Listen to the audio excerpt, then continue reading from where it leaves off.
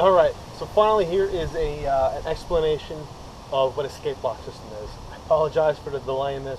It's on vacation, things are kind of hectic, but I wanted to make sure that I got back to you and hopefully helped you out and gave you a good explanation.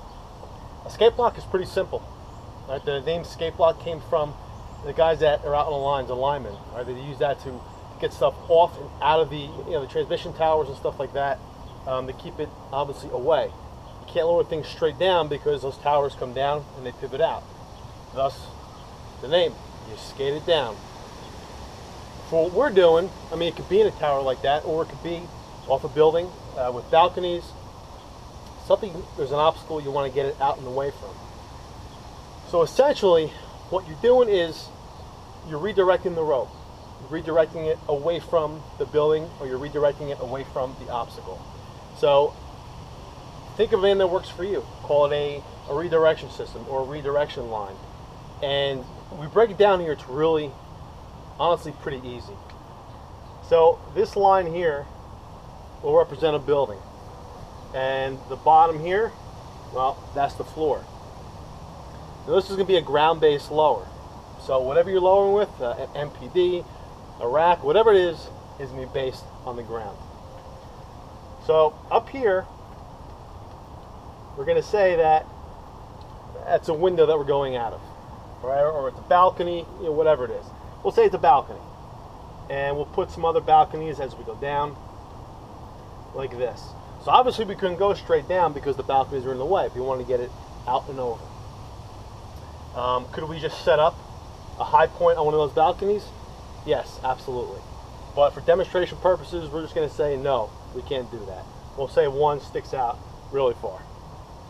So what you're doing really is you're taking a rope from the bottom and you're bringing it up to the point where you're going to make your egress from. Right up top there, you have a directional pulley because you need to redirect it back down. That's where your victim is, or your rescuer. So here's our pulley, here's our rope, it comes straight down.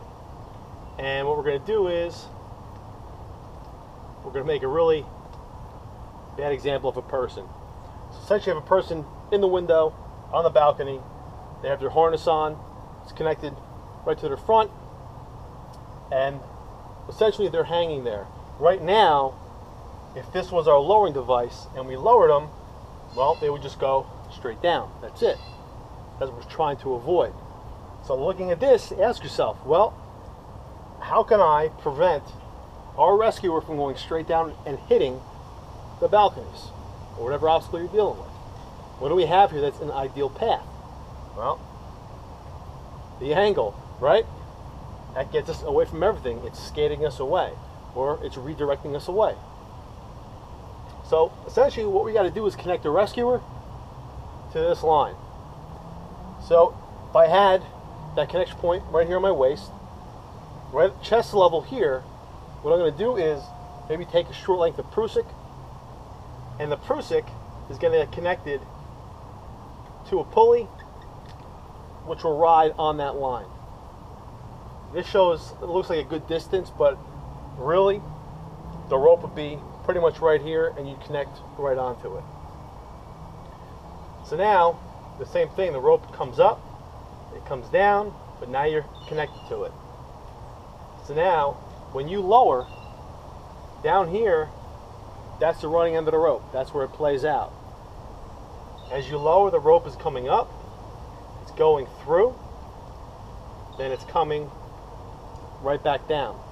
So what's happening is that pulley, as this gets slack, it's keeping him right against here and bringing him down to the ground.